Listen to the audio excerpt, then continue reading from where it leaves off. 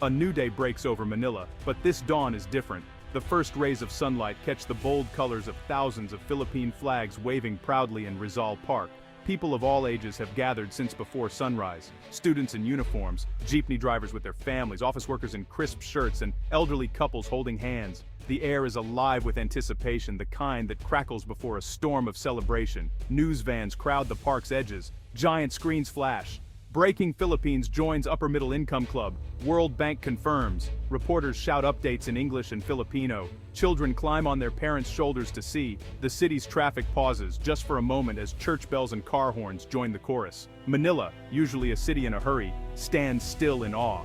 Fireworks explode across the city's skyline. In nearby cafes, people clutch coffee cups, eyes glued to TVs. Street vendors hand out free taho and pandesal.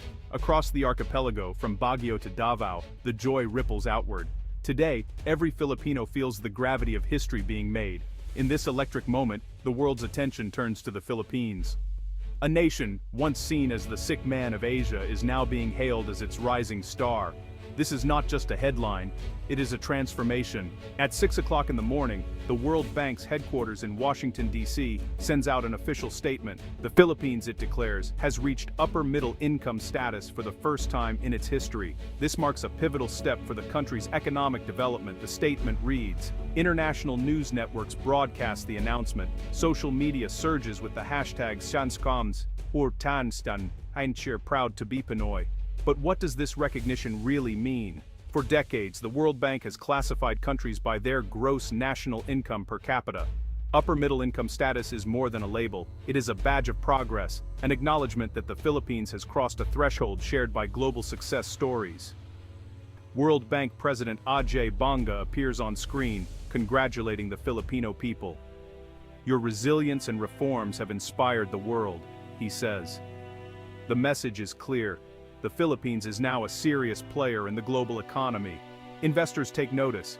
International partners extend invitations. The country's image shifts overnight from aspiring economy to emerging powerhouse. For leaders in Manila, this is a validation of years of hard work. But it's also a reminder. New status brings new responsibilities. The world is watching, and expectations have never been higher.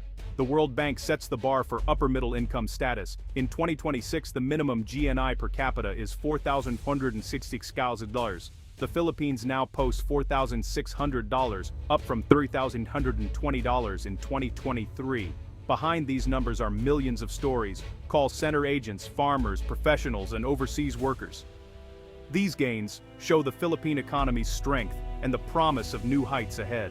The journey to this moment was far from smooth. Only 4 years ago, the COVID-19 pandemic brought the economy to a near standstill. Lockdowns emptied the streets, millions lost jobs, the government faced an unprecedented crisis. But Filipinos are no strangers to hardship. From typhoons to political turmoil, the country's history is a story of survival. Key reforms made the difference. The government introduced the Corporate Recovery and Tax Incentives for Enterprises Act, slashing corporate taxes and encouraging investment. Infrastructure programs like Build, Build continued rolling out new roads, bridges, and airports. The Bangko Sentral ng Pilipinas kept inflation in check, while digitalization sped up business and banking. World Bank and Asian Development Bank loans provided critical lifelines, funding healthcare, social protection, and small business recovery. Vaccination campaigns reached far-flung barangays. Schools reopened with blended learning. Small businesses received grants and training. Resilience was not just a slogan, it was real, visible in the faces of market vendors, nurses, seafarers, and teachers. The Filipino spirit, often called Bayanihan, turned crisis into comeback. The climb to upper middle income status is built on millions of acts of courage and hope. A country's heartbeat is its workforce. In 2026, the Philippines posts its lowest unemployment rate in decades, down to 4.9%. Over 8 million new jobs have been created since 2021, many in high-value sectors like IT, healthcare, and green energy. Remittances from overseas Filipinos remain a lifeline, topping $39 billion in 2025, supporting millions of families and driving domestic demand. Foreign investment surges as global companies relocate supply chains to the Philippines. Business parks rise from Clark to Davao, filled with tech startups, logistics hubs, and research labs. The BPO industry alone employs 1.7 million Filipinos, contributing $35 billion to the economy. Manufacturing exports, electronics, garments, and semiconductors hit all-time highs. Agriculture, though still challenged, benefits from new farm-to-market roads and digital platforms for farmers. Tourism blossoms as the world rediscovers the country's beaches, mountains, and vibrant cities. The service sector expands, driven by growing middle-class demand for education, healthcare, and entertainment. Everywhere, the energy is palpable. The economy, once vulnerable to shocks, now shows strength and diversity. From sunrise to sunset, Filipinos work, innovate, and dream bigger. For ordinary Filipinos, today's achievement is not just about numbers, it's about real change in daily life. More jobs mean parents can send their children to better schools, wages rise, giving families more to spend on food, medicine, and, even a little leisure. Government social programs reach deeper, helping lift millions out of poverty. In 2026, the poverty rate falls to 11.2%, cut nearly in half from 21.6% in 2015. Cash transfers and scholarships bring hope to the poorest barangays. New hospitals and clinics open in rural provinces.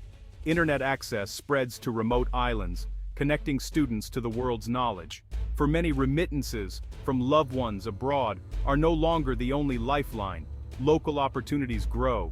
Young Filipinos launch startups or pursue STEM careers. The dream of a better life, once distant, now feels within reach for millions. Still, not every Filipino benefits equally. Inequality and high costs remain. But on this historic day, hope outweighs worry.